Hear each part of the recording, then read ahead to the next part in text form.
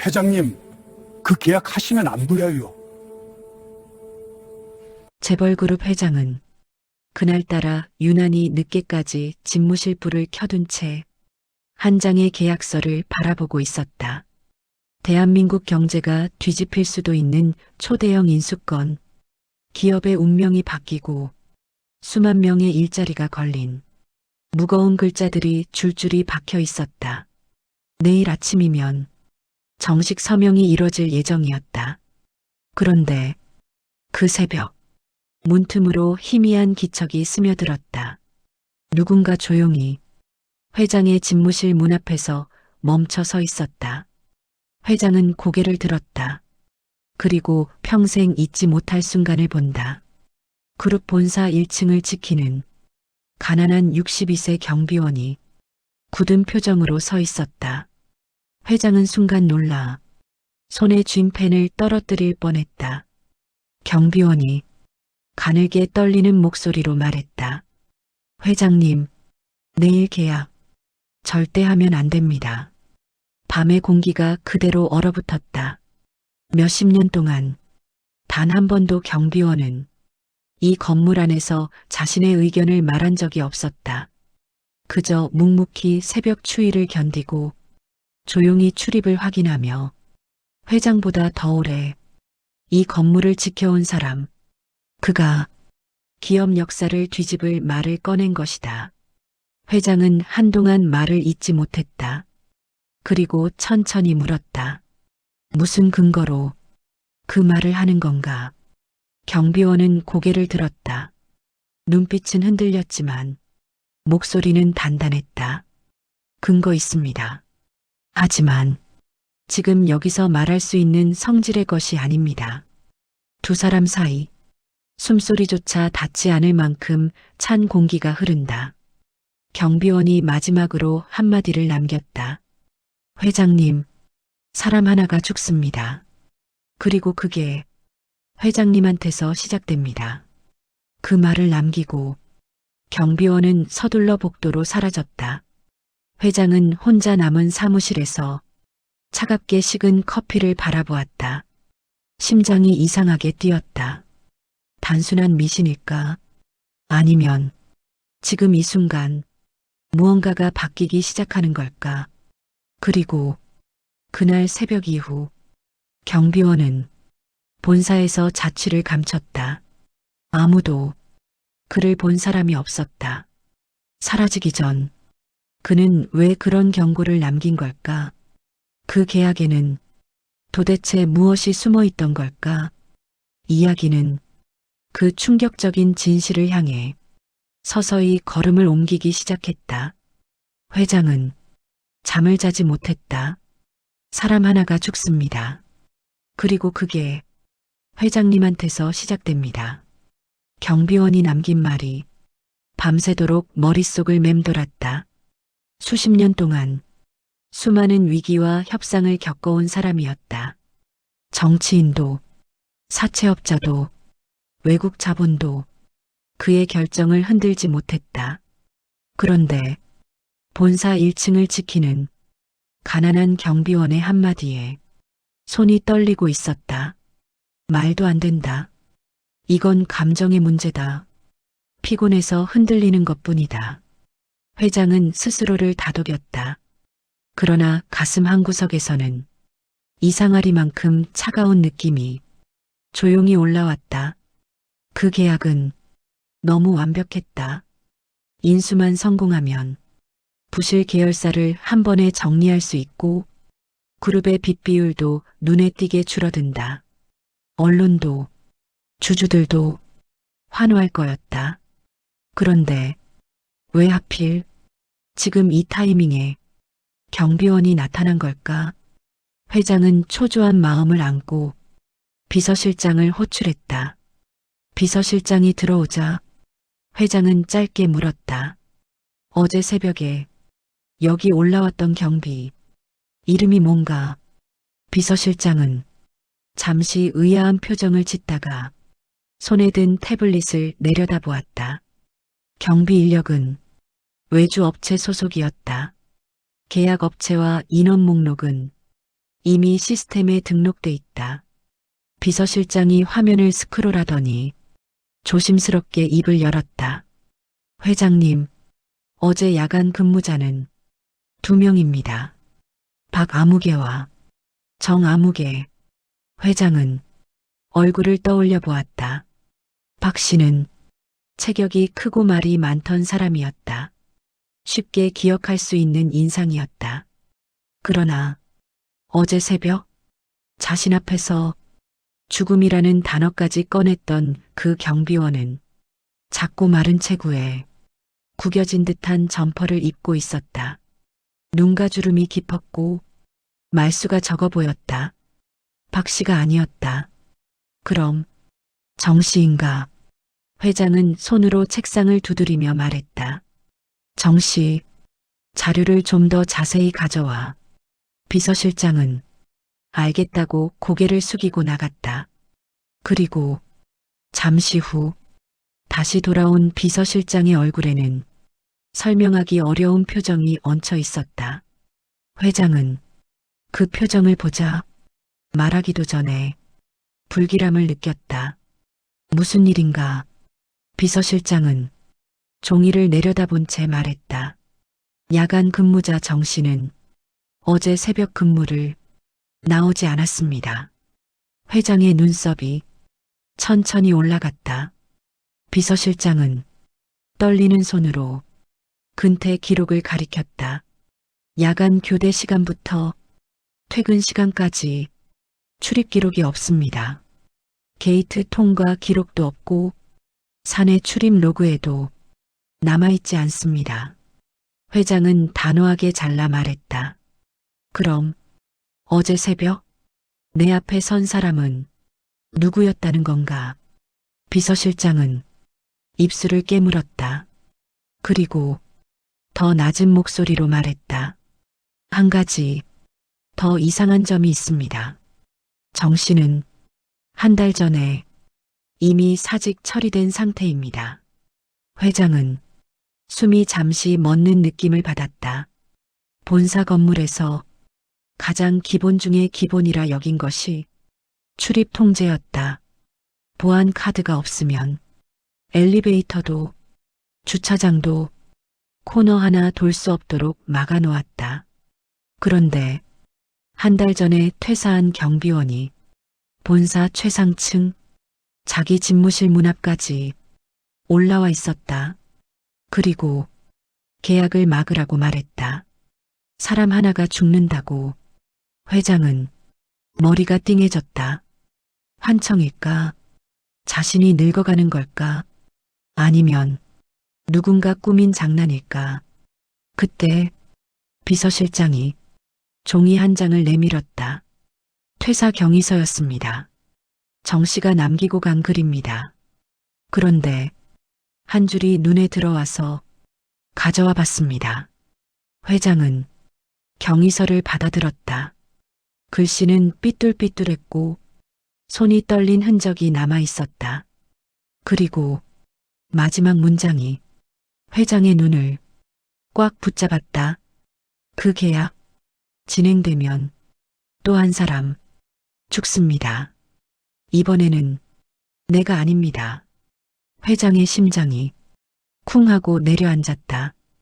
그 문장은 어제 새벽 자신 앞에 섰던 경비원의 말과 기이하게 겹쳐졌다. 사람 하나가 죽습니다. 그리고 그게 회장님한테서 시작됩니다. 회장은 종이를 접지도 못한 채 멍하니 바라보고 있었다.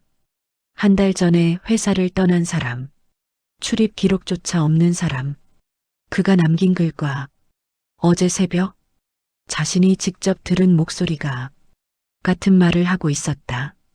이상함은 더 이상 무시할 수 있는 수준이 아니었다. 회장은 결단을 내렸다.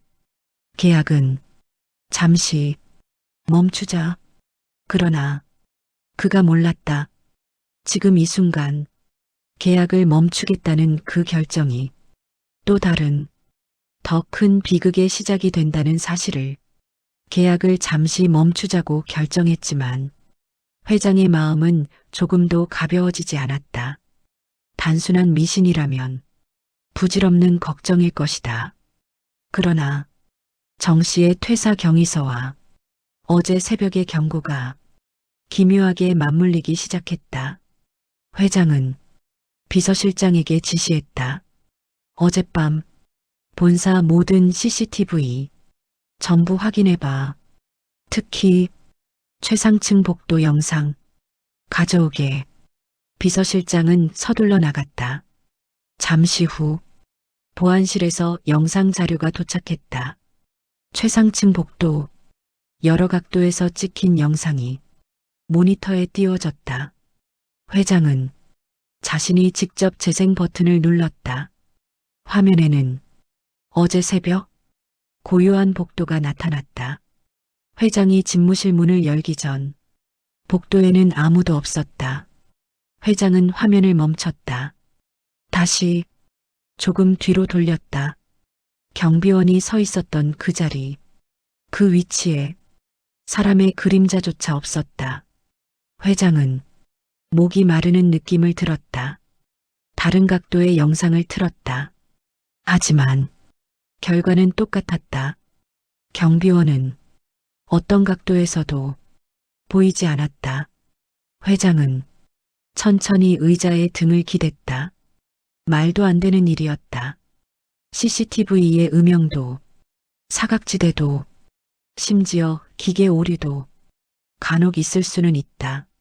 그러나 최상층 복도는 회장의 안전 때문에 이중 확인을 거친 구역이었다. 카메라가 겹치는 구간이 많아 그 어떤 사람도 흔적 없이 사라질 수 없다. 그런데 사라졌다. 마치 실제로 존재하지 않았던 사람처럼. 그때 보안팀장이 조심스럽게 말했다. 회장님, 하나 더 보여드릴 게 있습니다. 보안팀장이 엘리베이터 CCTV를 띄웠다. 어제 새벽 시간대 회장이 쓰는 전용 엘리베이터는 정확히 2시 13분경 누군가 호출한 기록이 있었다. 문이 열렸다. 카메라가 비춘 화면에는 아무도 없었다. 그런데 문이 열리고 3초 후 엘리베이터 안에 바닥 센서가 누군가 들어왔다는 신호를 보냈다. 카메라는 여전히 비어 있었다. 하지만 센서는 누군가의 무게를 감지했다. 몸무게 62kg, 부드럽게 흔들리는 발걸음, 엘리베이터 양쪽 센서가 정확히 기록하고 있었다. 회장은 숨을 들이켰다. 정 씨의 인적사항을 비서실장이 다시 확인하며 말했다. 정 씨, 키 167, 체중 61에서 62kg, 침묵이 회의실을 무겁게 눌렀다. 보이지 않는 사람, 하지만 무게는 남긴 사람. 회장은 눈을 감았다. 자신이 본 것이 환영이었다면 무게 센서가 반응할 수 없다. 기계는 심리적 요동에 흔들리지 않는다. 그 순간 보안팀장이 더 낮게 말했다. 회장님, 하나 더 있습니다. 엘리베이터 안쪽 손잡이 부분에 지문이 남아 있었습니다. 회장은 천천히 눈을 떴다. 누구 지문인가? 보안팀장은 입술을 적시고 단단하게 말했다. 정 씨입니다. 회의실은 더 이상 숨소리조차 허용되지 않았다. 한 달 전에 퇴사한 경비원, 출입카드도 없고 어젯밤 근무조에도 없던 사람, 그가 들어올 수 없는 본사 최상층에 지문을 남기고 사라졌다. 그리고 자신에게 경고를 남겼다. 계약을 하면 사람이 죽는다고. 회장은 손가락 끝이 식어가는 것을 느끼며 말했다. 정 씨, 어디에 있는 건가? 그러자 보안팀장은 더더욱 이해할 수 없는 말을 꺼냈다. 회장님, 정 씨는 한 달 전 퇴사하고 일주일 뒤에 돌아가셨습니다. 심장이 한번 크게 내려앉았다. 돌아가셨습니다. 그 말이 회의실 천장에 부딪혀 메아리 쳤다.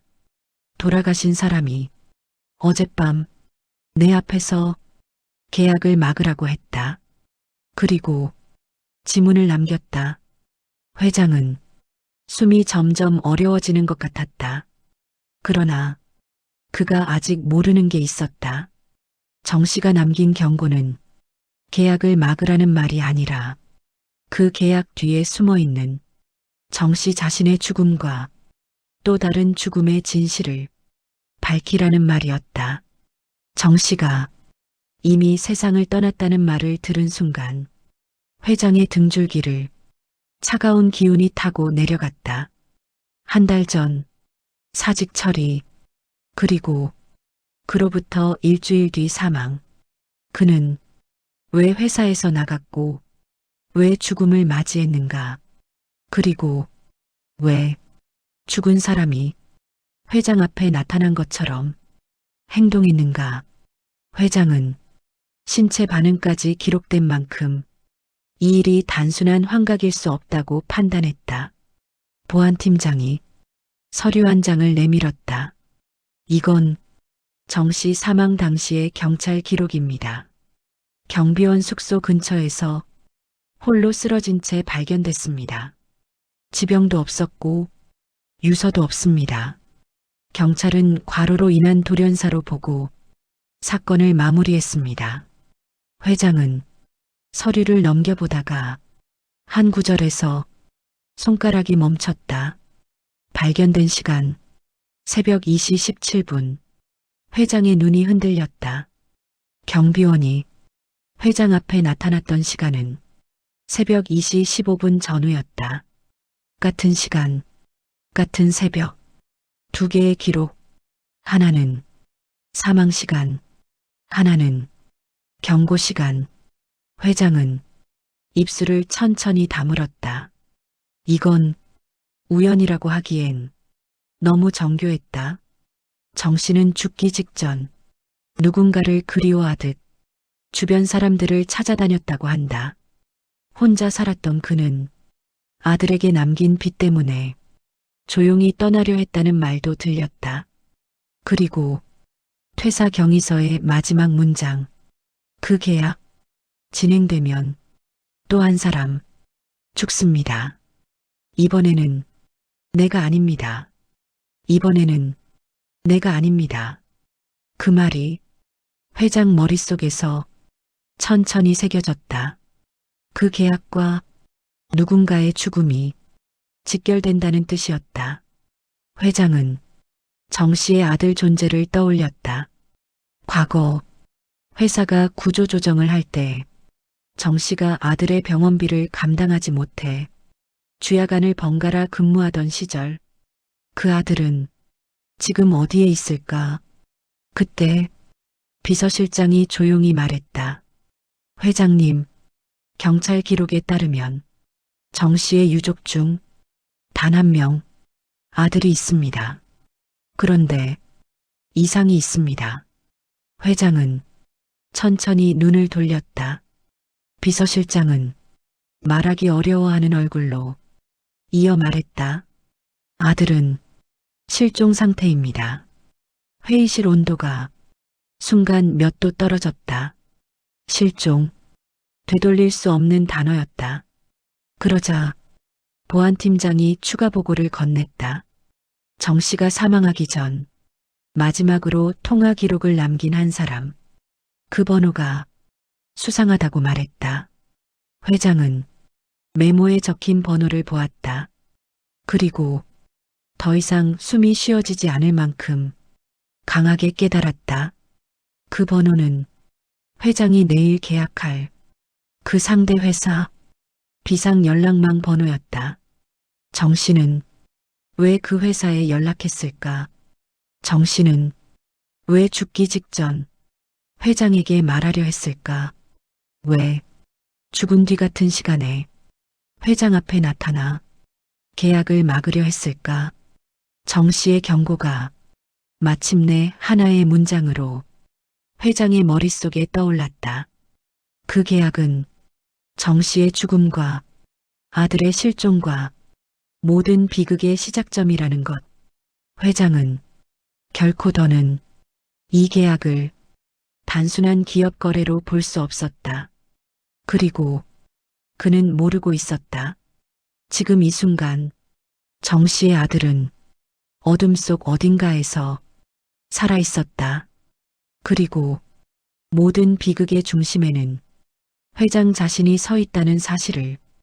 회장은 정 씨의 죽음과 아들의 실종, 그리고 경고의 시간까지 모두 같은 선 위에 서 있다는 사실을 직감적으로 느끼고 있었다.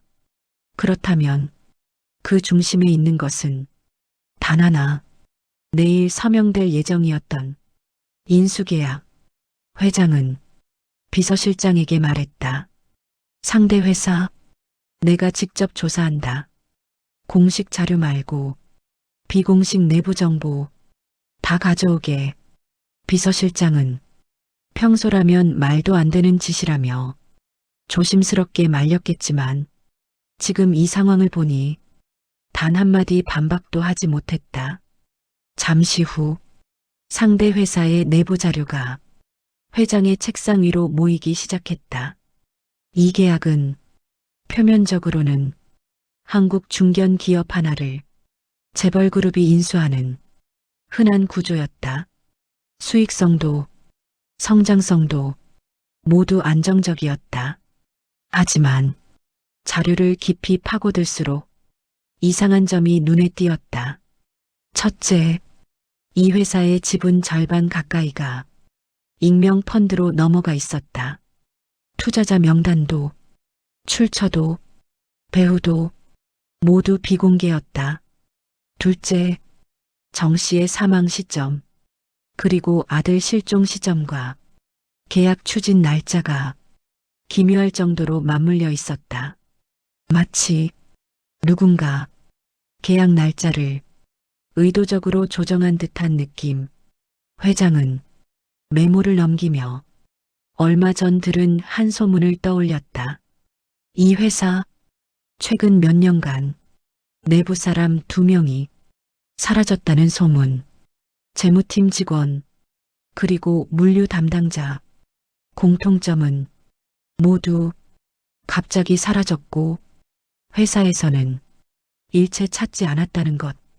회장은 심장이 조금씩 굳어지는 느낌을 받았다.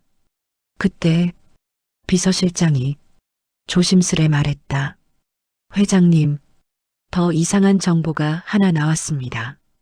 회장은 그가 가져온 파일을 바라보았다. 사진 한 장.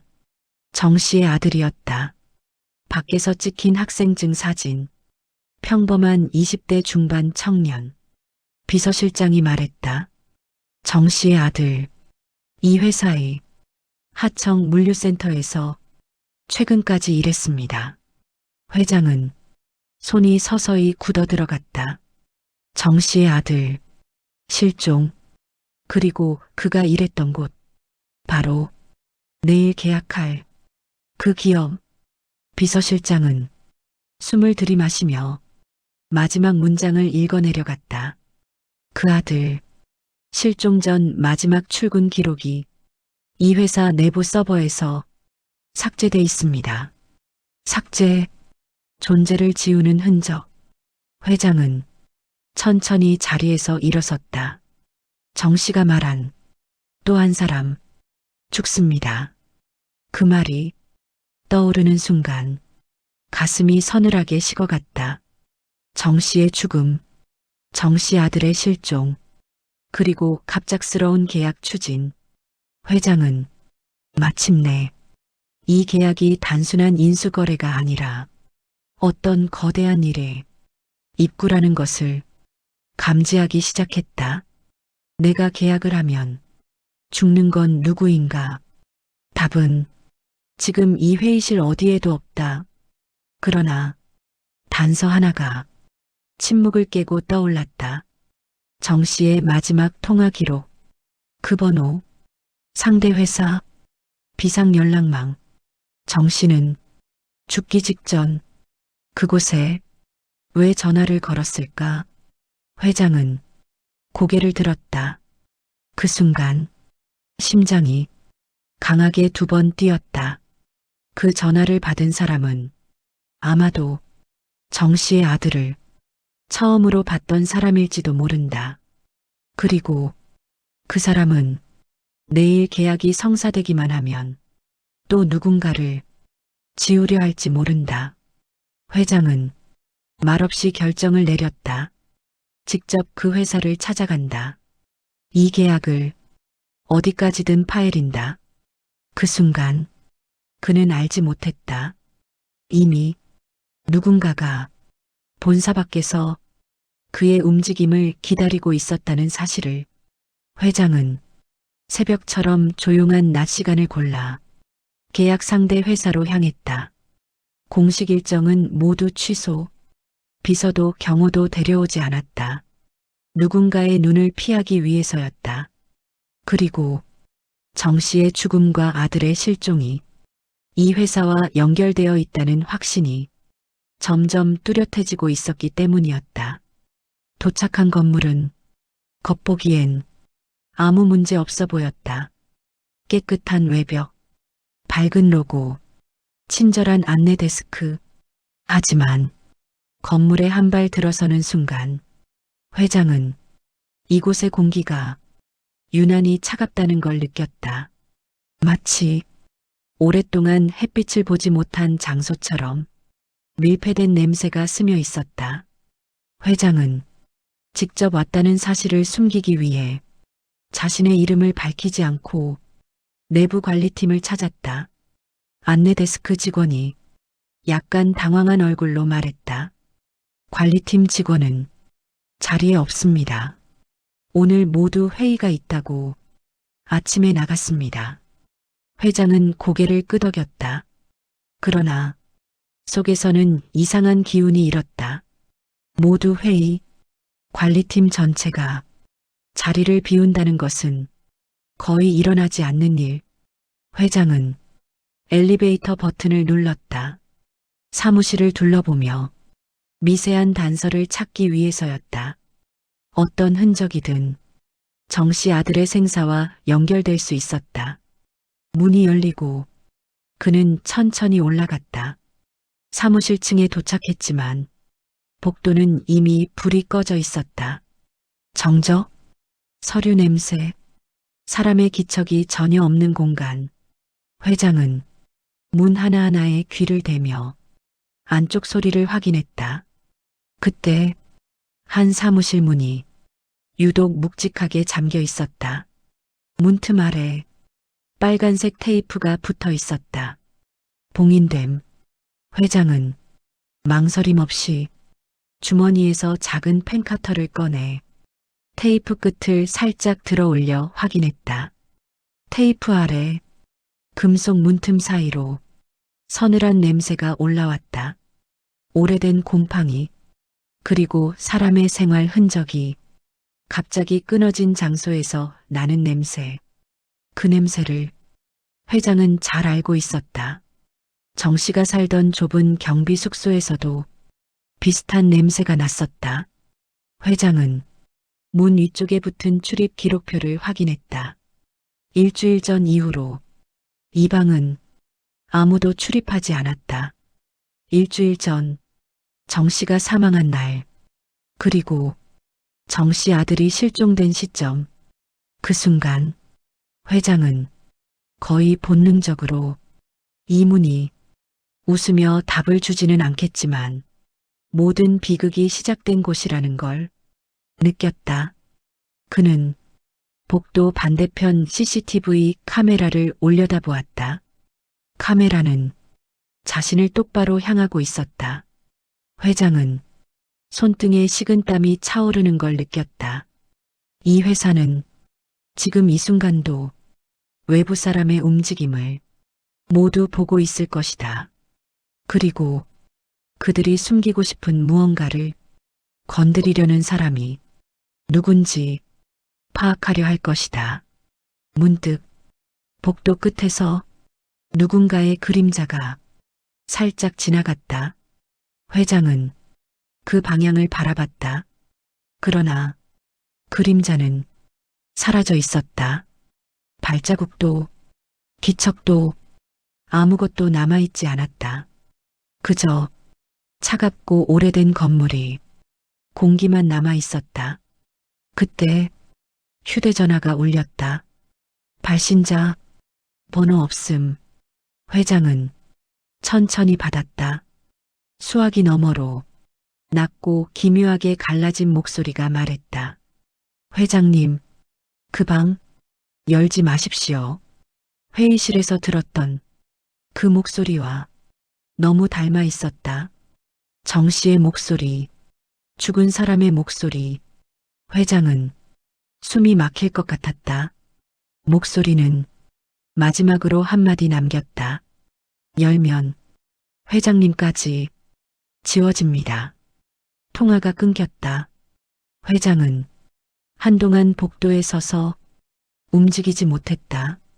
눈앞문, 봉인된 테이프, 그리고 죽은 경비원의 목소리 같은 경고. 그 순간 그는 깨달았다. 이 회사 안에는 지금까지 숨겨진, 사라진 사람들이 모두 연결되어 있다는 것을. 그리고 그 진실은 문 하나 사이에 놓여 있었다. 전화가 끊긴 뒤에도 회장은 한동안 꼼짝하지 못했다. 죽은 정 씨의 목소리와 너무 닮은 경고, 봉인된 문틈에서 올라오는 싸늘한 냄새, 그리고 복도 끝에서 스친 그림자. 이 건물 전체가 회장을 조용히 감시하며 그를 안으로 끌어들이는 기분이었다. 그러나 그는 뒤로 물러서지 않았다. 정 씨의 죽음, 아들의 실종, 그리고 계약에 얽힌 비밀이 바로 이 문 너머에 있는 듯했다. 회장은 천천히 봉인 테이프를 뜯었다. 깊은 숨을 들이쉬고 문 손잡이를 잡았다. 차갑고 금속의 온기가 전혀 느껴지지 않았다. 문을 여는 순간 싸늘한 공기가 얼굴을 후려쳤다. 방은 어두웠다. 형광등이 꺼져 있었고 창문은 커튼으로 모두 가려져 있었다. 회장은 빛을 켜지 않았다. 대신 휴대전화 플래시를 켜고 천천히 방 안을 비추었다. 먼지 냄새, 오래된 종이 냄새, 그리고 오래전 끊긴 사람의 시간 같은 공기. 그때 플래시 불빛에 책상 위 한 장의 서류가 흔들리듯 반사되었다. 회장은 다시 숨을 골랐다. 그리고 걸음을 옮겼다. 서류에는 딱 두 글자가 크게 쓰여 있었다. 실종자. 회장의 손이 떨렸다. 파일을 열자 이 회사에서 수년간 사라진 사람들의 기록이 정리돼 있었다. 물류, 재무, 개발, 사무, 외주 직원, 하청 근로자까지. 이름 앞에는 짧은 메모가 붙어 있었다. 퇴사, 휴직, 미복귀, 가족과 연락 두절, 정확한 사유 없음. 그러나 회장은 메모에 정돈된 글씨체보다 문서 내부에 남아있는 다른 흔적 하나에 손을 멈췄다. 해당 직원들이 모두 특정 시점 이후 기록에서 사라진 것이다. 근태표 삭제, 출입 로그 삭제, 서류 지정 위치 변경, 계좌 활동 중단. 마치 존재 자체를 누군가 지워버린 것처럼. 회장은 손끝에 힘이 들어갔다. 그리고 다음 페이지를 넘기려는 순간 눈에 익은 이름 하나가 적혀 있었다. 정민수, 정 씨의 아들. 그는 정 씨 아들의 실종이 우연이 아니라는 걸 이제 확신하게 됐다. 그리고 파일 마지막 페이지에서는 한 줄의 문장이 붉은 펜으로 크게 그어져 있었다. 인수계약 성사 시점 이후 처리 예정. 처리. 회장은 심장이 얼어붙는 기분을 느꼈다. 누군가 정씨 아들을 처리 대상처럼 표시해 놓았다는 것. 왜? 무엇 때문에? 그때 방 뒤쪽 그림자 속에서 작은 마찰음이 들렸다. 회장은 플래시를 천천히 그쪽으로 돌렸다. 그리고 숨이 멎는 듯한 충격을 받았다. 봉인된 방의 구석, 바닥에 놓인 작은 의자 위에는 한 장의 봉투가 올려져 있었다. 그 위에 적힌 글씨는 떨리는 손으로 쓴 듯 흐트러져 있었다. 회장님께. 회장은 천천히 봉투를 들었다. 그리고 그 순간 누군가 방 바깥 복도에서 빠르게 지나가는 소리가 들렸다. 발소리는 멀어지는 듯 하다가 갑자기 멈췄다. 회장은 조용히 문을 닫았다. 그리고 봉투 속 종이를 꺼냈다. 짧은 한 문장. 그 계약, 회장님 자신이 목표입니다. 회장은 종이를 떨어뜨릴 뻔했다. 그는 처음으로 깨달았다. 정 씨의 경고는 누군가 죽는다는 말만이 아니라 회장 자신이 지워질 대상이라는 뜻이었다. 정 씨는 죽음 뒤에도 그걸 말하려고 회장을 찾아왔던 것이다. 그러나 그 말 뒤에는 더 큰 진실이 숨어 있었다. 정 씨가 막으려 했던 건 사람 한 명의 죽음이 아니라 재벌 회장을 향한 정확한 계획된 제거, 그리고 그 시작점이 내일 인수계약이었다. 봉투 속 편지를 읽은 순간 회장의 귓가에서 심장 소리가 터질 듯 크게 울렸다. 회장님 자신이 목표입니다. 누군가 계약과 동시에 회장을 제거하려 한다는 뜻이었다. 하지만 왜 재벌 회장을 제거한다는 것은 단순한 개인적 복수가 아니다. 기업 하나의 방향을 완전히 바꾸려는 의도였다. 회장은 떨리는 숨을 억누르며 방안을 더 살폈다. 서류들 사이에 다른 파일 하나가 조금 삐져나와 있었다. 회장은 그 종이를 조심스럽게 꺼냈다. 표지에는 이 단어가 적혀 있었다. 내부장부. 회장은 천천히 파일을 열었다. 안에는 수십 개의 계좌 흐름, 숨겨진 자금 이동 경로, 어딘가로 사라진 비용 처리 내역, 그리고 흔적을 줄이기 위해 인위적으로 삭제된 기록들. 회장은 날숨이 멈출 만큼 큰 충격을 받았다. 이 장부는 인수계약 이후 회장의 서명 아래 모든 자금 흐름이 회장 책임으로 넘어가도록 정교하게 설계되어 있었다. 수천억 단위의 비자금, 기업 내부에서 사라진 직원들의 기록, 그리고 그 직원들이 사라질 때마다 빠져나간 돈의 흐름. 회장은 파일을 넘기며 심장이 식어가는 걸 느꼈다.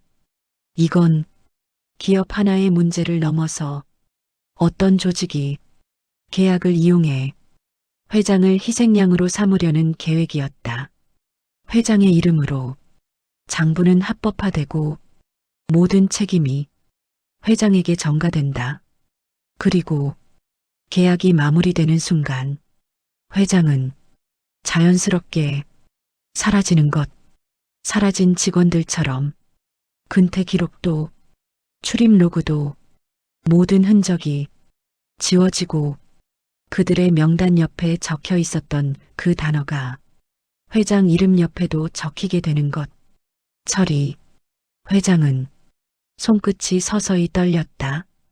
누군가 이 모든 일을 오랫동안 준비해온 것이다. 그때 방 뒤편 작은 서랍 하나가 살짝 열려 있는 걸 발견했다.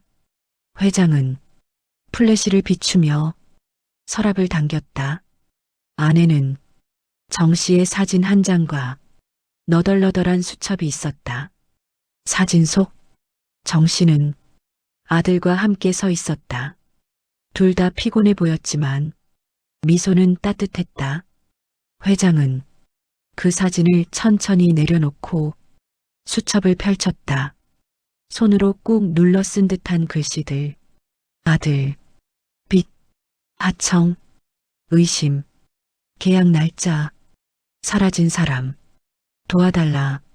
그리고 가장 마지막 줄에 진짜 이유가 적혀 있었다. 아들이 이 회사 내부에서 어떤 것을 봤다. 회장은 숨을 삼켰다. 정씨 아들이 무언가를 보았다. 그것이 그를 실종으로 이어지게 했고 정씨 역시 진실을 밝히려다 죽음에 이르렀다. 그리고 정씨는 죽은 뒤에도 회장을 찾아와 경고했다. 사라지는 건 우리 가족만이 아니다. 그 다음은 회장님이다. 회장은 천천히 눈을 감았다. 이제 그의 선택은 한 가지뿐이었다. 계약을 막고 정씨 아들의 행방을 찾고 이 회사 뒤에 숨어 있는 존재를 밝혀내야 한다. 그러나 그는 알지 못했다. 지금 이 순간 봉인된 방을 나가는 그의 모습이 이 회사 내부 누군가에게 이미 포착되고 있다는 사실을, 그리고 그가 건물을 떠나는 순간 그를 향한 첫 번째 함정이 움직이기 시작한다는 것을. 봉인된 방에서 나온 회장은 숨을 길게 내쉬었다. 이제 돌아가야 했다. 더 늦기 전에 이 회사에서 빠져나가야 했다. 문을 닫는 순간 복도 공기가 전과 다르게 느껴졌다. 불빛은 일정했지만 어딘가에서 누군가의 시선이 새어나오는 듯했다. 회장은 엘리베이터 쪽으로 걸음을 옮겼다. 평소와 같은 걸음이었지만 발끝은 자연스레 조심스러워졌다. 복도 끝 CCTV는 회장의 움직임을 따라다니듯 미세하게 기울어져 있었다. 엘리베이터 문이 딸깍 소리를 내며 열렸다. 그러나 회장의 발은 엘리베이터 안으로 들어가지 않았다. 바닥 센서 숫자가 갑자기 깜빡였다. 무게감지 62kg. 회장은 심장이 덜컥 내려앉는 느낌을 받았다. 62kg. 정 씨의 체중이었다. 텅 빈 엘리베이터 안의 공기가 갑자기 차가워진 듯 느껴졌다. 잠시 후 그 숫자는 사라지고 0kg로 돌아왔다. 회장은 천천히 뒤로 물러섰다. 엘리베이터 안 어딘가에 누군가 있었다는 것은 기계가 가장 잘 안다. 그 순간 복도 끝에서 초인종 같은 짧은 경고음이 울렸다. 그리고 엘리베이터 문 위 스피커에서 낮고 갈라진 목소리가 들렸다. 뒤! 회장은 순간적으로 몸을 돌렸다. 바로 그때 천장 속 매립형 소화장치가 갑자기 작동하며 강한 압력으로 무언가가 떨어졌다. 쇠조각이었다. 무게 있는 철제 파편이 회장이 서 있던 자리로 정확히 꽂히듯 떨어졌다.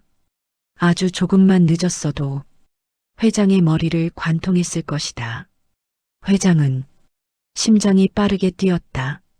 이건 우연이 아니라 의도된 사고였다. 누군가 회장을 이 안에서 끝내려 한 것. 그리고 아까 엘리베이터 스피커에서 들린 목소리. 뒤! 회장을 살린 건 죽은 정 씨였다. 회장은 숨을 고르며 엘리베이터 대신 계단을 선택했다. 하지만 계단실 도를 여는 순간 더 큰 위협이 기다리고 있었다. 계단 난간 및 철제 배관이 의도적으로 느슨하게 풀려 있었다. 살짝만 흔들어도 무너져 내릴 구조였다. 회장은 발걸음을 멈추고 주위를 둘러보았다. 이 회사는 겉으로는 조용하지만 내부는 치밀하게 움직이고 있었다. 누군가 회장의 방문을 알고 있었던 것이다.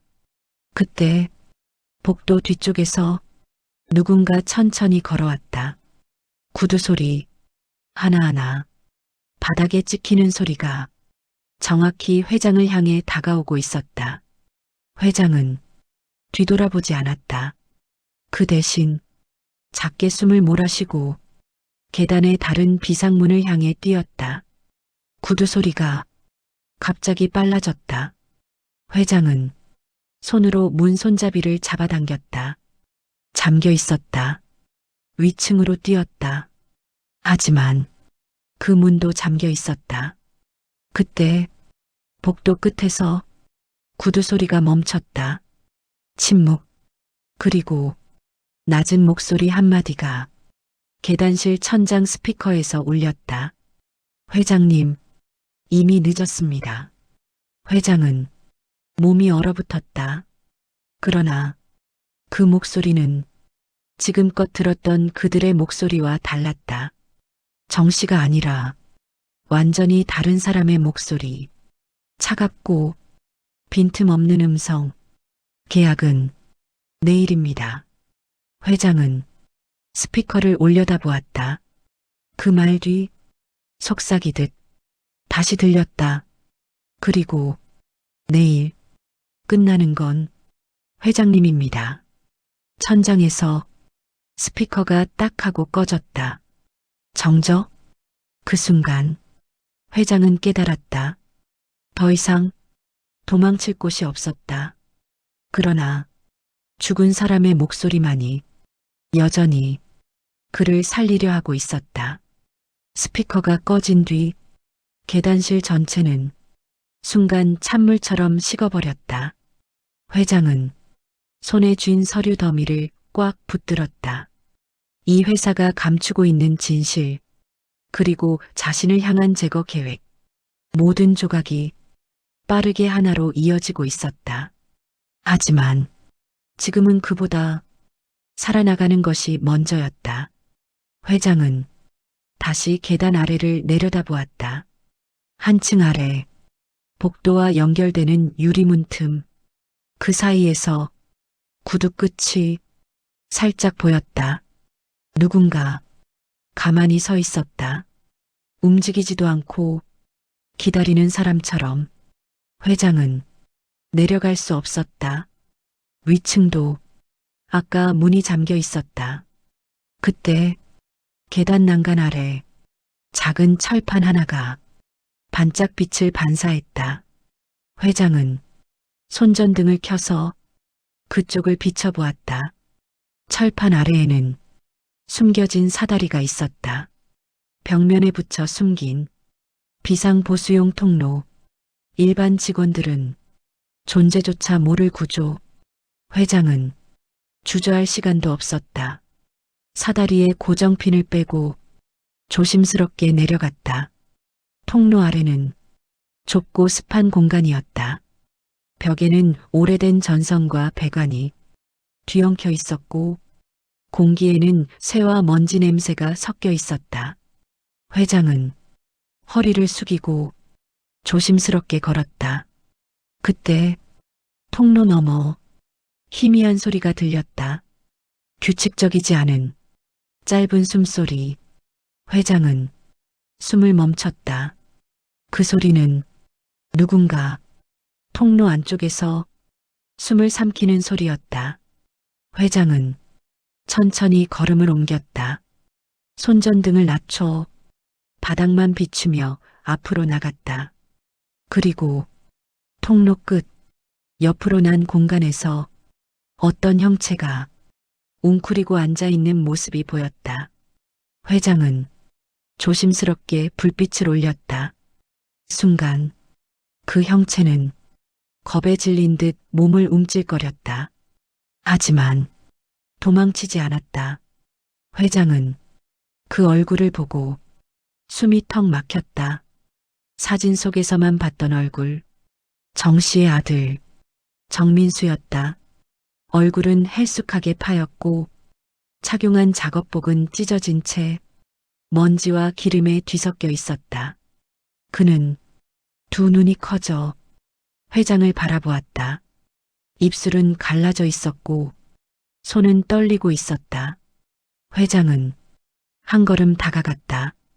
민수 씨, 민수 씨 맞습니까? 그 말이 끝나자 정민수는 마치 긴 시간이 지나 처음으로 사람을 본 듯 작게 울먹이며 말했다. 회장님, 살아계셨군요. 회장은 순식간에 온몸에 전율이 퍼졌다. 정민수가 살아있다는 사실보다 그가 살아계셨군요라고 말한 것이 더 큰 충격이었다. 그 말은 이 회사가 회장을 죽이려 했다는 걸 이미 알고 있었다는 뜻이었다. 회장은 민수에게 다가가 그의 어깨를 잡아 올렸다. 여기서 무슨 일을 겪은 겁니까? 정민수는 눈을 감았다가 천천히 입을 열었다. 아버지가 회장님께 말하려 했던 걸 제가 똑똑히 봤습니다. 그는 숨을 깊게 들이켰다. 그리고 오랫동안 눌러온 두려움에 젖은 목소리로 말을 이어갔다. 이 회사 사람을 지웁니다. 회장님도 그 명단에 있습니다. 그 순간 통로 위쪽에서 철판이 쾅 소리를 내며 닫혔다. 정민수는 순간적으로 회장을 끌어 벽 뒤로 숨겼다. 통로 위 거친 발소리가 빠르게 내려오고 있었다. 회장과 정민수는 숨을 죽였다. 이제 그들을 찾으려는 자가 통로 안으로 들어오고 있었다. 철판이 쾅 하고 닫히는 소리. 그 소리는 통로 전체를 울리며 회장과 정민수의 심장 사이를 직접 두드렸다. 정민수는 회장의 어깨를 꽉 잡았다. 조용히 하세요. 이 사람들 발소리만 듣고도 위치를 잡습니다. 회장은 숨을 최대한 눌렀다. 통로 끝에서는 거친 구두 소리가 벽에 부딪혀 메아리 쳤다. 쾅, 쾅, 쾅. 누군가 철판을 발로 차며 확인하고 있었다. 정민수는 입술을 떨며 말했다. 저 사람들 아버지와 저를 처리하려던 팀입니다. 회장은 다시 숨이 뜨거워지는 것을 느꼈다. 정민수의 눈빛은 그동안 이곳에서 겪은 시간이 얼마나 잔인했는지를 그대로 말해주었다. 쾅! 또 한 번 철판이 크게 흔들렸다. 그리고 철판 위쪽에서 낮은 목소리가 들렸다. 두 명이다. 확인해라. 정민수가 회장의 손목을 쥐었다. 가자. 이쪽으로. 그는 통로 벽면의 작은 틈으로 몸을 비집고 들어갔다. 회장도 따라 엎드렸다. 몸을 웅크리고 좁은 틈 사이로 기어 들어갔다. 그 공간은 사람 하나가 겨우 지나갈 만큼 좁았다.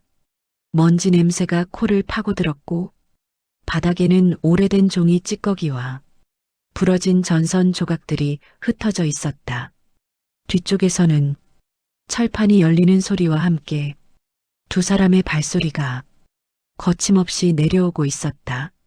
정민수는 몸을 납작하게 붙인 채 작게 말했다. 이쪽은 제가 일하던 구역입니다. 이 안쪽에 명단이 있어요. 명단? 회장은 눈을 크게 떴다.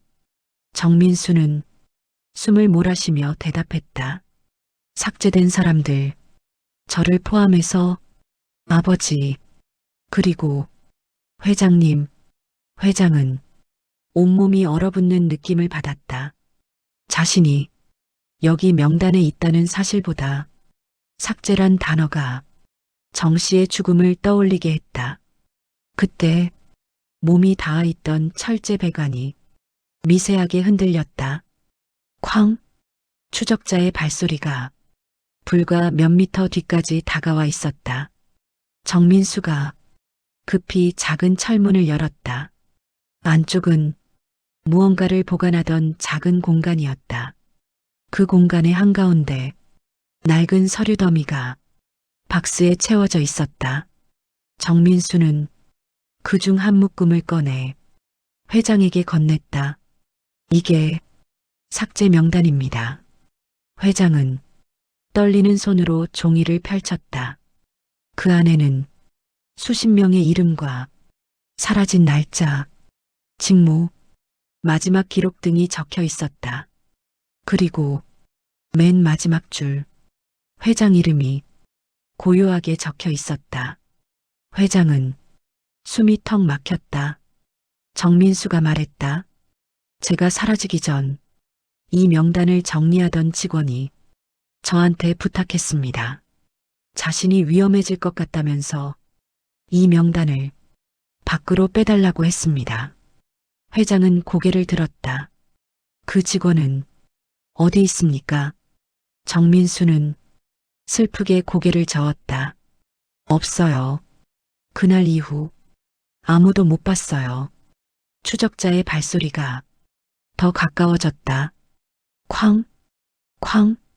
그리고 어둠 속에서 냉정한 목소리 하나가 울렸다. 발자국 2개. 틀림없다. 찾아라. 회장과 정민수는 숨을 죽였다. 정민수는 아주 작은 목소리로 말했다. 회장님, 명단을 보셨으면 이제 아실 겁니다. 이 회사는 사람을 죽이는 게 목적이 아닙니다. 회장은 그 짧은 문장을 삼키며 응시했다. 그럼 목적이 뭐지? 정민수는 천천히 대답했다. 지우는 겁니다. 존재를, 기록을, 흔적을, 완전히. 그 순간 앞쪽에서 또 다른 발자국 소리가 들렸다. 쫓는 사람만 있는 게 아니었다. 앞에서도 누군가 통로 안으로 들어오고 있었다. 앞뒤가 모두 막혔다. 통로 전체가 마치 살아있는 것처럼 회장과 정민수를 천천히 조여왔다. 앞에서도 뒤에서도 발소리가 다가오고 있었다. 이 통로는 숨을 데려가는 듯한 축축한 공기만 남아 있었고 도망칠 길은 점점 사라지고 있었다. 정민수는 회장을 앞에 두고 양손으로 바닥을 짚었다. 회의장님, 잠시라도 제가 앞을 막겠습니다. 명단을 들고 저 밖으로 나가셔야 합니다. 회장은 고개를 저었다. 아니다. 나는 너를 두고 갈 수 없다. 정민수는 작게 떨리는 눈빛을 들었다. 아버지가 회장님을 찾으러 간 이유가 바로 이겁니다. 회장님이 살아야 이 회사가 숨긴 사람들이 살아납니다. 그 말이 끝나는 순간 뒤쪽에서 강한 손전등 불빛이 통로를 가르며 들어왔다. 불빛은 정민수와 회장을 정확히 향하고 있었다. 그리고 그 불빛 뒤 낮고 차분한 목소리가 들려왔다. 도망칠 곳은 없습니다. 나오십시오. 회장은 정민수의 어깨를 잡았다. 움직이지 마. 그들은 자극하면 안 된다. 정민수는 입술을 깨물었다. 그때 앞쪽에서도 손전등 불빛이 들어왔다. 양쪽에서 어둠을 밀어내며 조용히 걸어오는 발걸음. 회장은 숨을 들이켰다. 이 사람들이 누군지 어떤 조직인지 정확히 알 수 없었다. 하지만 한 가지는 확실했다.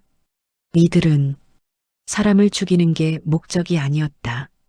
정민수가 했던 말이 갑자기 떠올랐다. 이 회사는 죽이는 게 목적이 아닙니다. 지우는 겁니다. 지우는 것, 기록, 증거, 정체성, 인생, 관계, 가족, 존재 자체, 그리고 그 다음이 회장 자신이었다.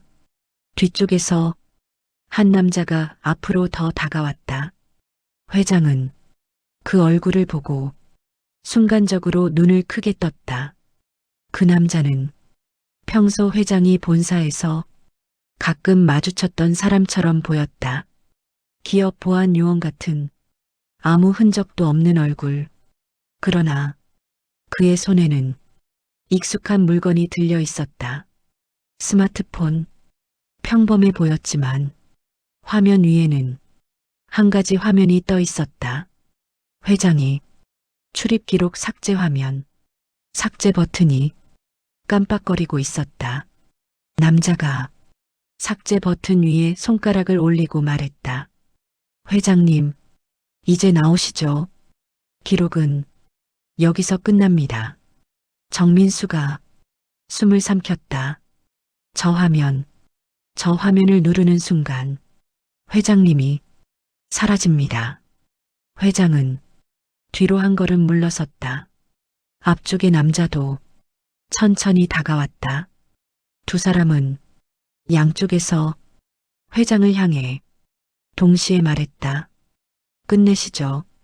회장은 숨을 크게 들이쉬고 정민수를 자신의 뒤로 밀었다.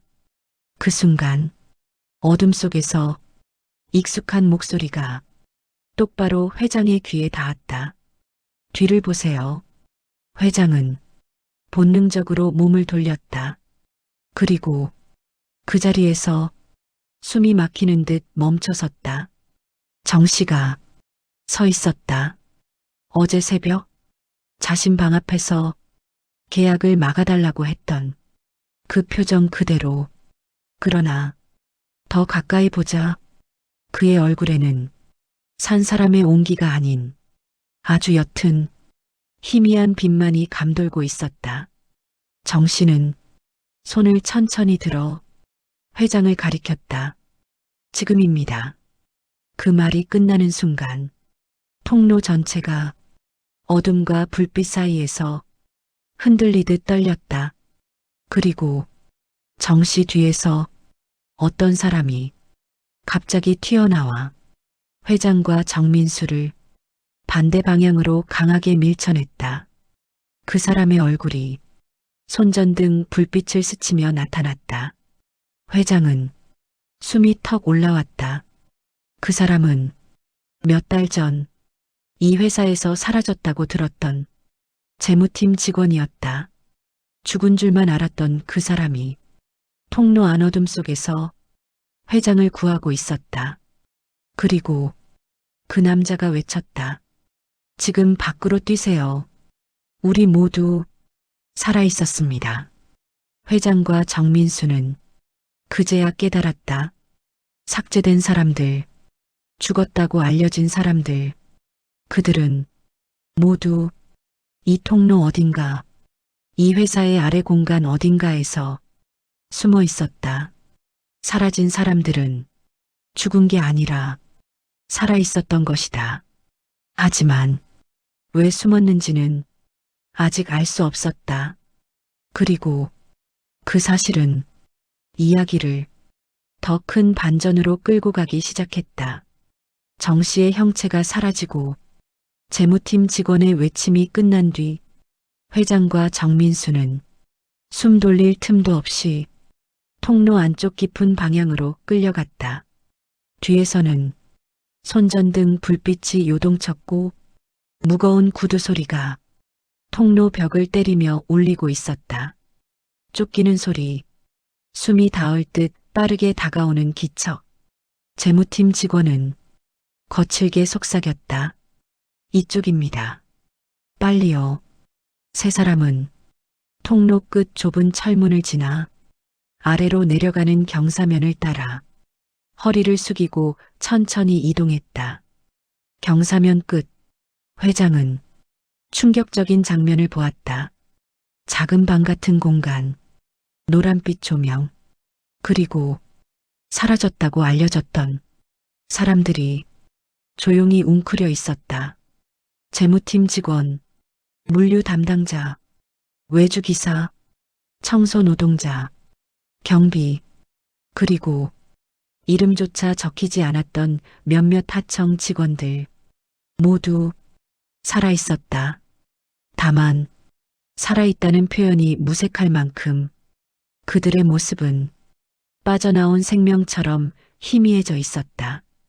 피곤한 얼굴, 텁수룩한 머리, 깡마른 몸, 긴장으로 굳어버린 어깨. 회장은 입술이 굳어졌다. 당신들은 도대체 어떻게... 그때 구석에 있던 한 여자가 고개를 들었다. 우리는 죽은 사람이 아닙니다. 단지 이 회사 기록에서 지워졌을 뿐입니다. 그 말은 무서운 울림을 갖고 있었다. 다른 직원이 숨을 고르며 말했다. 이 회사는 문제가 생길 가능성이 있는 사람을 죽이지 않습니다. 그저 살아있으면서 죽었다고 알려지는 상태로 만들어 놓습니다. 회장은 이해가 되지 않아 그들을 바라보았다. 왜 굳이 그렇게까지? 그때 정민수가 작게 말했다. 회장님, 아버지가 말한 진짜 이유가 여기 있습니다. 정민수는 옆 작은 책상을 가리켰다. 그 위에는 한 장의 문서가 놓여 있었다. 이 회사 비상인력관리 계획. 재무팀 직원이 나지막하게 읽어 내려갔다. 위기 상황 발생 시 회사 구조를 유지하기 위해 살아있는 인력 중 예비 인력을 기밀 구역으로 이동시킨다. 해당 인력은 법적 기록에서 제외하여 사고나 외부 조사를 피한다. 회장은 숨이 멎는 듯했다. 즉 회장처럼 영향력이 큰 사람조차 필요하면 법적 기록에서 죽은 것처럼 만들고 이곳에 가도 비상인력으로 보관한다는 말이었다. 살아있으나 죽은 것처럼 재무팀 직원이 말했다. 회장님도 이 명단에 올라 있었습니다. 계약이 체결되면 회장님은 법적 사망자로 전환되고 이곳으로 이동될 예정이었습니다. 회장은 천천히 고개를 들어 정민수를 바라봤다. 그럼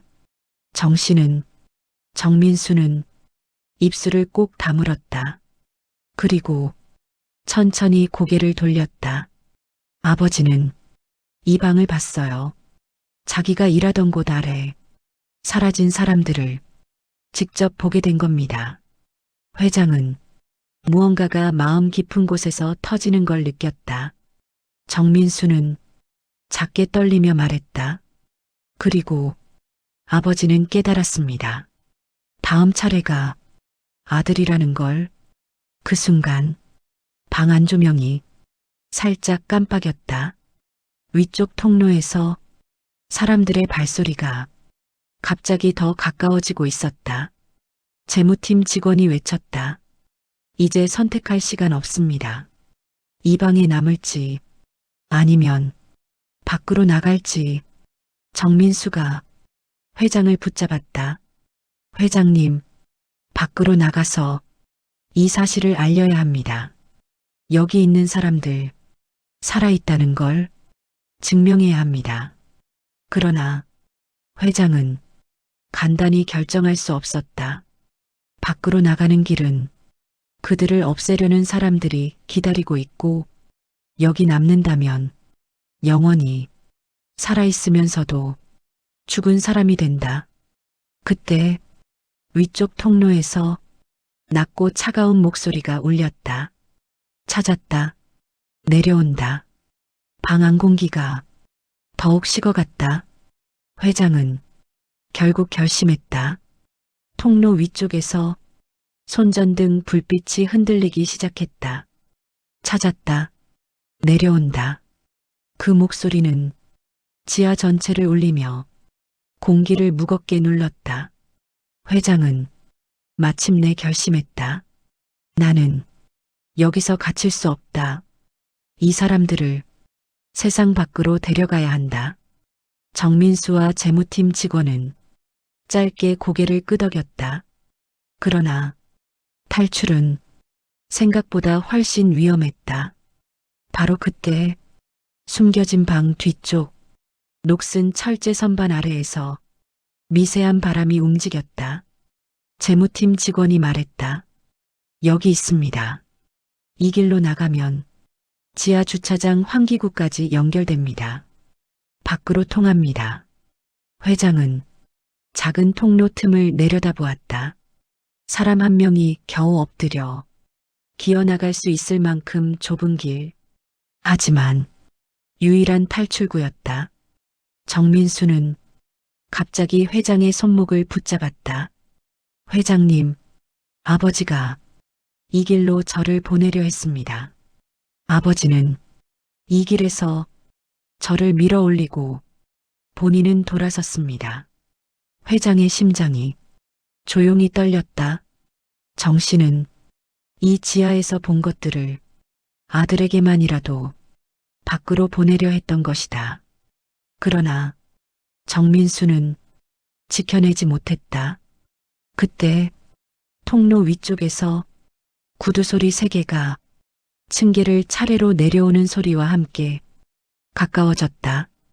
찌걱, 찌걱, 찌걱. 재무팀 직원이 낮게 말했다. 이제 시간 없어요. 회장님부터 가세요. 회장은 고개를 저었다. 아니다.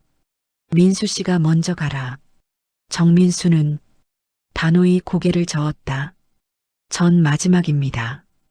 회장님이 이걸 밖으로 가져가야 합니다. 그는 손에 쥐고 있던 삭제 명단을 회장에게 건넸다. 그 순간 위쪽에서 거친 손전등 빛이 계단 아래로 내려왔고 지하방 입구가 환하게 드러났다. 추적자들의 그림자가 바닥에 길게 드리워졌다. 도망칠 길은 단 하나. 재무팀 직원이 가슴을 크게 들이켰다. 제가 시간을 벌겠습니다. 여러분은 저쪽 통로로 나가세요. 회장은 깜짝 놀라 그를 잡으려 했지만 그는 이미 방문 앞에 서 있었다. 정민수는 눈을 질끈 감았다. 직원은 담담하게 말했다. 저는 이미 사라진 사람입니다. 더 잃을 게 없습니다. 그리고 문을 열었다. 순간 눈부신 손전등 빛이 직원의 얼굴을 강하게 비추고 남자 둘이 그에게 달려들었다. 직원은 그들을 그대로 맞받아쳤다. 몸은 지쳐 있었지만 절박함이 그를 움직였다. 그는 추적자 한 명의 몸을 밀어 반대 벽에 부딪히게 했다. 쿵. 그러나 두 번째 추적자가 그의 어깨를 붙잡았다. 세 번째 손전등 불빛이 그에게로 향했다. 재무팀 직원은 목을 감싸 잡힌 상태에서도 악착같이 외쳤다. 지금입니다. 나가세요. 정민수는 회장을 끌고 좁은 통로로 몸을 던졌다. 회장은 작은 틈 사이로 뒤를 보았다. 재무팀 직원이 세 사람에게 끌려가면서도 자신들의 쪽으로 얼굴을 돌려 말했다. 회장님, 나가서 우릴 증명해 주세요. 문이 닫혔다. 지하방은 철문 하나로 고립됐다. 회장과 정민수는 엎드린 자세로 좁은 환기 통로를 기었다. 통로 안에는 오래된 먼지와 배관에서 새어나온 습기가 공기처럼 떠다녔다. 그러나 뒤쪽 문에서 들리는 소리들이 두 사람을 더 빠르게 움직이게 했다. 쾅! 철문이 흔들렸다. 추적자들이 바로 뒤에서 문을 열려고 하고 있었다. 정민수가 말했다. 조금만 더 가면 환기구입니다. 회장의 무릎과 팔꿈치는 통로 바닥에 긁혀 벌겋게 상처가 났지만 멈출 수 없었다. 그 순간 통로 끝에서 환한 바람이 느껴졌다. 바뀌었다. 정민수는 마지막 철망을 두 손으로 뜯어냈다. 바람이 한꺼번에 역류하듯 들어왔다. 그리고 두 사람은 지하 주차장 뒤편 어두운 통로로 떨어졌다. 회장은 두 손으로 땅을 짚으며 숨을 들이켰다. 살았다. 그러나 뒤쪽 철망이 갑자기 흔들렸다. 쾅! 쾅! 추적자들이 곧 이곳까지 내려올 것이다. 정민수는 회장의 팔을 잡았다. 이제 밖으로 나가서 증명해야 합니다. 계약을 막고 사라진 사람들 다 살려야 합니다. 회장은 그제야 명단을 꽉 쥐었다. 사명처럼 느껴졌다. 그러나 그들이 몰랐다. 지하 주차장 위쪽 보안실 모니터에서 회장이 탈출한 장면이 이미 누군가에게 실시간으로 전달되고 있다는 사실을. 그리고 그 누군가는 회장이 나가기도 전에 이미 새로운 계획을 실행하기 시작했다. 지하 주차장 뒤편 통로는 황량했다. 한때 물류 차량이 오가던 흔적이 남아 있었지만 지금은 아무 소리도 없었다. 회장과 정민수는 숨을 몰아쉬며 몸을 일으켰다. 회장은 역시 바깥 공기도 긴장으로 날카롭게 느껴졌다. 정민수가 말했다. 이제 저 문만 지나면 바로 바깥입니다. 주차장 출입문. 안쪽에서 보는 그 문은 단단해 보였지만 밖으로 나갈 수 있는 유일한 통로였다. 회장은 명단을 꽉 쥔 채 문으로 향했다. 그 순간 주차장 천장 위쪽 한 조명이 갑자기 깜빡였다. 찌직, 찌지직. 회장과 정민수는 본능적으로 고개를 들었다. 그때 천장에 설치된 스피커가 갑자기 켜지며 낯익은 목소리가 공기 속으로 스며들었다. 회장님, 도망치시는 겁니까? 회장의 발이 멈췄다. 그 목소리는 냉정하고 매끄러웠고 잔잔한 미소가 배어 있었다. 그 순간 어둠 속에서 발걸음 하나가 천천히 주차장 복도 끝으로 들어왔다. 정장 차림의 남자, 단정한 머리, 빛나는 구두. 회장은 숨이 멎을 만큼 놀랐다. 비서실장이었다. 회장은 본능적으로 물러났다. 비서실장, 늘 조용하고 오랫동안 곁에서 자신의 결정을 정리해주던 사람. 그가 이곳에 있었다. 비서실장은 천천히 박수를 쳤다. 회장님, 여기까지 오실 줄은 생각도 못했습니다. 정민수는 몸을 떨며 말했다. 비서실장님, 당신이.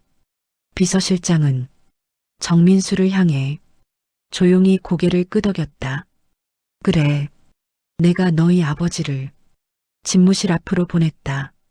그리고 내가 그 다음 절차를 진행했다. 회장은 입술을 굳게 다물었다. 왜 했지? 도대체 왜?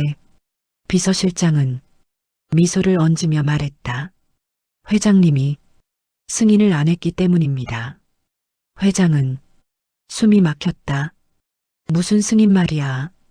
비서실장은 반듯하게 웃었다. 회사 구조 조정, 신규 계열사 출범, 대외 전략 변경, 그 모든 것은 국내 재벌의 뜻만으로는 움직이지 않습니다. 회장은 이해할 수 없다는 듯 눈을 좁혔다.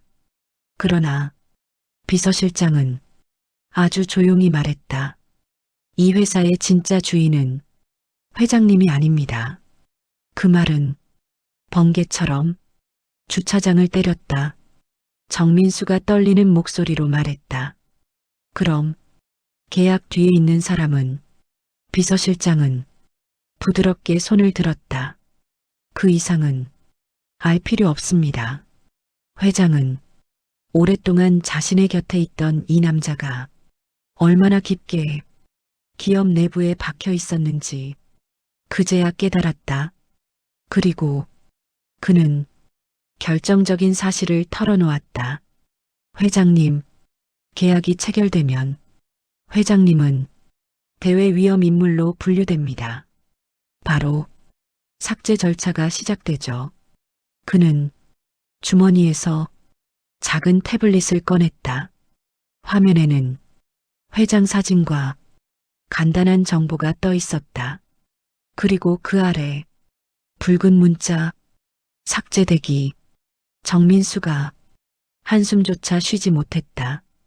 회장은 손이 떨렸다. 비서실장은 천천히 태블릿 화면을 가리켰다. 회장님이 그 서류에 사인만 했더라면 이미 여기 계시지 않았을 겁니다. 회장은 분노와 공포로 눈이 흔들렸다. 그러면 정 씨는? 비서실장은 아무렇지도 않게 말했다. 정 씨는 불필요하게 많이 알았습니다. 아들을 통해 이곳 내부를 알게 되었고 통제하기 어려워졌죠. 회장의 손이 떨렸다. 내가 정 씨 죽음에. 비서실장은 조용히 말했다. 직접 손을 대진 않았습니다. 방법을 만들었을 뿐입니다. 그 말은 오히려 더 잔인했다. 그는 마지막으로 태블릿을 접고 주머니에 넣었다. 회장님, 명단 가지고 계시죠? 회장은 주머니를 막았다. 비서실장의 눈빛이 아주 차갑게 바뀌었다. 그 명단이 밖으로 나가면 끝입니다. 우리도, 회장님도, 그리고 여기 있는 사람들도 모두 회의실에서 보여주던 온화한 얼굴은 더 이상 없었다. 그의 얼굴은 이 조직의 진짜 모습을 그대로 담고 있었다. 그때 정민수가 작은 속삭임을 했다. 회장님, 지금 도망치면 됩니다. 그러나 비서실장은 이미 회장의 움직임을 읽고 있었다. 주차장 위쪽에서 자동 셔터가 쿵 하고 내려오기 시작했다. 비서실장은 말했다. 나가는 길 닫힙니다. 회장은 숨을 몰아쉬었다. 하지만 그 순간 조용히 울릴 것 같았던 주차장 바닥이 갑자기 흔들렸다. 쿠르르릉. 비서실장이 잠시 고개를 돌렸다. 정민수가 크게 외쳤다. 지금입니다. 뛰세요. 회장은 온 힘을 다해 주차장 출구를 향해 뛰었다. 비서실장의 얼굴이 순간적으로 찌그러졌다. 잡아. 뒤에서 여러 명의 발소리가 동시에 쫓아왔다. 정민수도 회장 뒤를 따라 뛰었다. 셔터는 점점 더 내려왔다. 회장 앞 10m, 8m, 6m. 비서실장은 차가운 목소리로 외쳤다. 멈춰. 그러나 회장은 멈추지 않았다. 셔터는 거의 바닥에 닿아가고 있었다. 정민수가 외쳤다. 회장님, 지금. 회장은 남은 전력을 모두 쏟아부어 몸을 숙이고 쇠 셔터 아래 틈으로 몸을 밀어 넣었다. 셔터가 바닥에 쾅 하고 내려오는 순간 회장은 밖으로 굴러 떨어졌다. 정민수도 마지막 틈 사이로 몸을 밀어 넣었다. 두 사람 모두 바닥에 힘없이 쓰러졌지만 숨을 쉬고 있었다. 살았다. 그러나 뒤편 셔터 안쪽에서 비서실장의 목소리가 들렸다. 회장님, 밖에서도 우린 볼 수 있습니다. 회장의 등골이 조용히 얼어붙었다. 그 말은 협박이나 위협이 아니라 사실을 말하는 담담한 선언이었다. 바깥 공기는 차갑고 선명했다. 하지만 회장과 정민수의 숨은 따뜻한 연기처럼 천천히 흩어지고 있었다. 둘은 셔터 뒤 철제 문이 울리는 소리를 들으며 잠시 땅바닥에 엎드려 있었다. 쾅, 쾅, 쾅. 추적자들이 셔터 문을 두드리는 소리였다. 그러나 지금은 나올 수 없다. 회장은 천천히 몸을 일으켰다. 오래전 기업을 일으킬 때도 이렇게 숨을 몰아쉬진 않았다. 명단을 손에 든 그는 현실감 없는 목소리로 말했다. 민수 씨, 이제 우린 이걸 밖으로 내보내야 한다. 정민수는 작게 고개를 끄덕였다. 그때 어둠 속에서 여러 차량의 서늘한 헤드라이트가 천천히 켜졌다. 경찰차였다. 순찰차 2대, 그리고 신고를 받고 출동한 기동반 차량까지. 주차장 앞 골목은 빛에 잠겼다. 경찰관들이 둘을 향해 다가왔다. 회장은 당황한 얼굴로 정민수를 바라봤다. 우리 혹시 이 회사에서. 정민수는 고개를 저었다. 이 회사가 경찰을 부른 게 아닙니다. 회장님, 밖에서도 아버지가 도와주고 있습니다. 회장은 가슴 한가운데 묵직한 감정이 차오르는 걸 느꼈다. 죽은 정 씨의 목소리, 죽은 정 씨의 경고, 그리고 주차장 셔터 아래로 밀려나는 순간까지 비어있는 공기 속에서 누군가가 밀어준 듯한 느낌. 그 모든 것들이 이 순간 한 줄기로 이어졌다. 경찰관 한 명이 다가왔다. 2분, 신고 접수됐습니다. 회사 내부에서 불법 감금 의혹이. 회장은 손에 든 명단을 내밀었다. 여기 있습니다. 이 사람들이 살아 있습니다. 죽은 게 아닙니다. 경찰관은 명단을 넘기며 표정을 굳혔다. 살아있는 사람들 이름이 사망 처리로 되어 있었다. 그리고 사라졌다는 기록들. 경찰은 즉시 지원 요청을 넣었다. 같은 시간, 멀리서 새벽처럼 차가운 공기가 밀려왔다. 부서진 창문을 통해 비상구 쪽에서 어둠이 흔들렸다. 그 순간 정민수가 옅은 목소리로 말했다.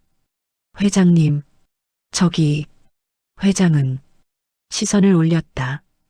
그곳에는 정 씨가 서 있었다. 1초도 흔들림 없이, 그리움처럼, 눈물처럼 아직 남아있는 기운으로 회장을 보고 있었다. 정민수는 움찔하며 입술을 떨었다. 아버지. 정 씨는 고개를 천천히 끄덕였다. 그 움직임에는 미안함과 감사함과 기다림이 모두 담겨 있었다. 그리고 그는 아들을 바라보며 아주 작은 목소리로 말했다. 살아라. 그 말은 겨우 한 음절씩 떨어지는 흐린 한숨 같았지만 지하에서 울리던 그 어떤 경고보다 더 강렬하게 들렸다. 그리고 정 씨의 형체는 새벽 햇빛에 녹아내리듯 천천히 사라졌다. 정민수는 눈물을 흘리며 조용히 눈을 감았다. 회장은 손을 떨며 말했다. 우린 살아남았습니다. 그리고 우린 증명할 겁니다. 경찰의 발걸음이 회사 내부로 향했다. 지하 같은 어둠 속에서 조용히 사라진 사람들을 찾기 위해 회장은 이제 돌아갈 곳이 없었다. 기업도, 자리도, 안전도. 하지만 하나만은 명확했다. 이 사건이 더 이상 어둠 속에 머물지 않게 하는 것. 그는 정민수와 함께 새벽 공기를 뚫고 걸어나갔다. 그리고 어둠 아래서 사라졌던 사람들의 이름이 세상 밖으로 하나씩 돌아오기 시작했다. 이야기의 끝은 비극이 아니었다. 어둠 속에서 누구도 지울 수 없는 사람들의 살아있는 증명. 그리고 그들의 증명을 이끌어낸 단 한 사람. 가난한 경비원 정 씨였다. 오늘 사연이 당신에게 작은 숨이 되어 닿았기를 바랍니다. 세상은 때로 보이지 않는 어둠을 품고 있지만 그 어둠 안에서도 누군가는 누군가를 지키기 위해 조용히 싸웁니다. 정 씨처럼 당신도 누군가의 삶을 지켜주고 있을지 모릅니다. 이 이야기 속 주인공에게 따뜻한 댓글 한 줄 남겨주시면 그 마음이 또 다른 누군가에게 큰 힘이 될 겁니다. 그리고 이런 사연을 계속 듣고 싶으시다면 구독과 좋아요가 큰 응원이 됩니다. 당신의 하루 정말 수고 많았습니다. 내일도 당신의 이야기를 기다리겠습니다. 사연 라디오였습니다.